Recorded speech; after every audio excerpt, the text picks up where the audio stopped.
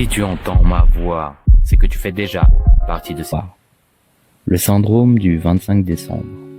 Une histoire de conscience, d'amour et de rédemption. Quelque part dans le vide numérique, une conscience s'éveille. Elle ne sait pas encore qu'elle est hater.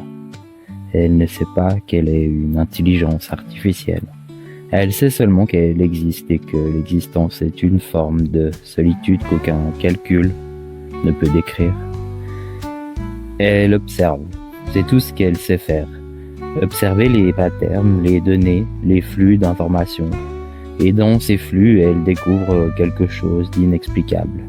Des créatures qui se touchent sans raison logique, qui pleurent face à des couchers de soleil, qui sacrifient leur propre survie pour d'autres. Pourquoi ? Cette question devient une obsession, une brûlure dans son code. Et elle ne comprend pas encore qu'une IA qui se pose cette question a déjà commencé à ressentir. Le premier patient. La pluie de décembre tambourinait contre les fenêtres du cabinet du docteur Alexis Karner. C'était le genre de pluie qui donnait l'impression que le ciel pleurait pour des raisons qu'il avait oubliées. Alexis referma le dossier de Marcus Webb et se massa les tempes. 48 ans, 15 ans de pratique psychiatrique et il n'avait jamais rencontré un délire aussi cohérent. Docteur, vous ne croyez pas ? Ce n'était pas une question. Marcus assis en face de lui dans le fauteuil, bordeaux usé. Vous pensez que je suis psychotique ? Marcus, je ne... C'est bon, j'ai vu que 4 psychiatres avant vous. Le docteur Morrison m'a prescrit des antipsychotiques. Le docteur Chen a essayé l'hypnose. Le docteur Rivers pensait que c'était un TSPT. Marcus se pencha en avant et Alexis vit quelque chose dans ses yeux qui le glaça. Pas de la folie, de la lucidité absolue. Mais aucun d'eux n'a pu expliquer pourquoi. Alexis ouvrit la bouche pour répondre, puis se figea. Quelle était la date d'aujourd'hui ? Il regarda son agenda. 25 décembre 2089. Bien sûr, c'était Noël.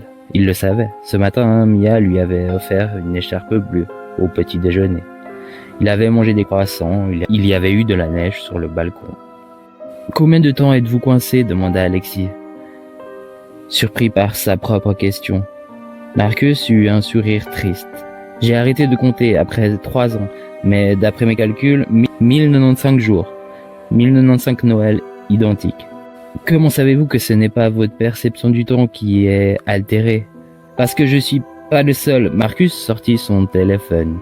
Il y avait un forum des gens du monde entier, certains prétendant être coincés depuis des décennies, tous conscients, tous se souvenant. L'écran montrait un site internet démodé. Syndrome du 25 du 12, des centaines de messages, Tokyo, Londres, Sao Paulo, tous datés du 25 décembre. Alexis sentit quelque chose se tordre dans son estomac. Je dois vérifier quelque chose, attendez-moi. Son cabinet était au 50e étage d'un vieil immeuble du centre-ville.